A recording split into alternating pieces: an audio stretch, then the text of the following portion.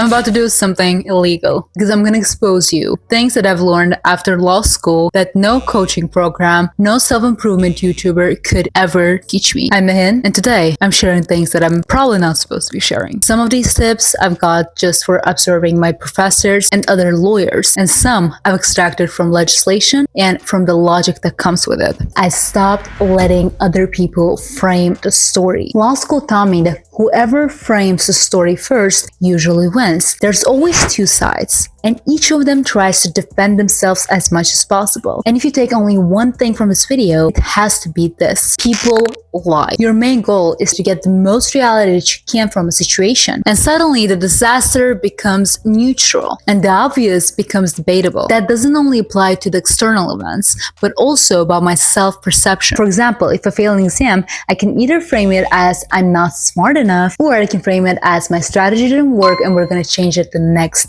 time. The next one is going to be something counterintuitive. I stopped thinking that rules are for the weak. I realized they are power. I used to think that rules were for people that couldn't think for themselves, until I realized the people who study the rules and find a way to work with them instead of against them are the ones that literally command every room that they step in. Firstly, if you play by the rules, you never fear. You never fear accusations or confrontations because you know there's nothing that these people could accuse you of, because they tell you exactly what you can do until anybody can stop you. I stopped arguing with feelings. I asked for evidence instead. Studying law made me stop caring what you feel. I care about what you can prove. Before law school, if something went wrong, this would be enough for me. If I felt disrespected, I reacted right away. In court, nobody will ask you, how did I make you feel? They ask,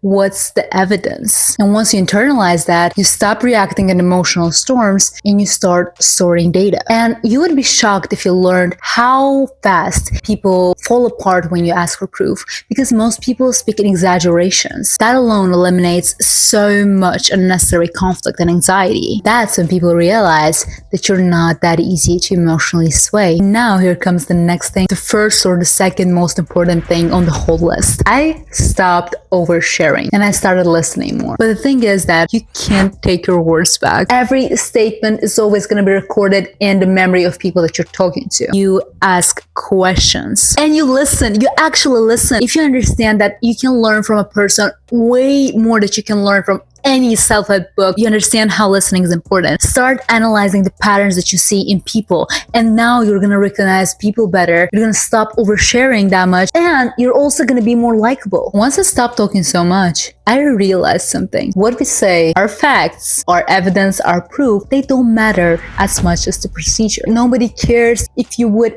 ace that French exam if you didn't fill up the form and sign up for it by the deadline. Like in court cases, if the time has passed, you can't just bring up a situation that happened a million years ago right now. And that's right, you can argue with it, you can try to change the system, or you could comply in a smart way and realize that the things that we see as boring are the ones that are going to create the systems. Systems don't run on fairness, they run on structure, or it would be unmanageable. You can't afford being chaotic, no matter if you have ADHD or if you're a fiery person. I've gone through all of that, and I know that just doesn't work. I realized one fundamental thing. I started documenting everything that's happening. If it's not written down, it doesn't matter. Memory is unreliable. Once you internalize that, you stop trusting memory, you build records, you actually start journaling in that little notebook that you got and never even filled more than 5 pages of it. And now here comes one of the most important points of the whole video. Every idea has to be captured, because your creativity comes at specific moments and then you're gonna lose it. You're not gonna remember the idea. So write it down. Every interaction, every story, because all of them can be used in your favor in the future. So always keep journals on it. I have a separate video. So after this video, watch that on the 3 journals that I use all the time. They're extremely, extremely important. The biggest opportunities are lost in casual thinking. Law school forces obsessive detail. Dates, clauses, footnotes, precedents. Clarity eliminates anxiety, and life without anxiety is superhuman. So this leads us to my next point. I stopped ignoring structure. I used to think I work best in chaos, and that was just a coping mechanism. What do you think? You can escape structure, you can escape those Notion pages or planning things. Before law school, I operated on motivation, on emotions, on feelings. Structure is never restriction,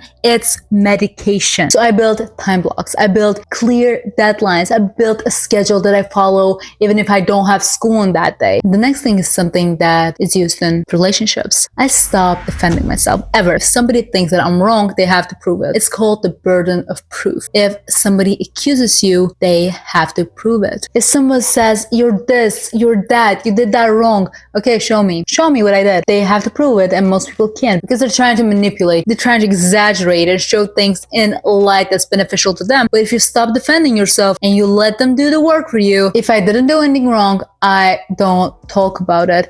I don't care about it. If they don't like me, they can go, they're free, but nobody can accuse me for something that I didn't do. And even if I did do that, it's on them to prove it. Not every accusation deserves your energy. And this doesn't mean arrogance. It simply means clarity. And then the next one is crazy. No Gen Z person is gonna agree with me. Oh my God, we have to live however we want to live. The next thing really does matter. If you're adult enough to understand that, move on. If you're not, click off. I stopped thinking that reputation doesn't matter. Law school taught me something uncomfortable. Reputation is not superficial. It's literal currency. However you present yourself first is their opinion about you for a certain period of time. Nobody cares about your personal qualities or personal interests or how you look if you're professional enough. People will understand, know what they want. If you're known as careless, unstable, aggressive, your words carry less weight. And it's something that I've experienced. I was doing debates because I was known as too aggressive. That literally led me to just leaving the club. So be very careful with what you're doing, especially if you want to work in more serious settings. And even who you associate with creates perception about you. Your friends as people that are known for being inconsistent. They may be okay people and okay friends, but if you're seen around them too often, you have to understand the risk of that. People are going to perceive you like that. Before law, when I disagreed, I would defend. I would get fiery and aggressive and try to prove my point, and I would do the same thing in debate. Law teaches you something dangerous. The strongest position is not usually the loudest. And whenever you argue, and especially whenever it's a heated argument, that may turn against you at any point. I stopped playing the victim, and I realized that whatever is happening to me is my responsibility. It's not your fault, it's your responsibility. Everything that's happening is your responsibility, unfortunately. And if you learn to take that, if you learn to take responsibility for your actions, you're gonna be invincible. You know what? I'm on a road to 1,000 subscribers, and maybe that would be fair to just subscribe. And if you wanna see more self-improvement videos or language learning videos, I have them all on my channel. I promise you're gonna get it.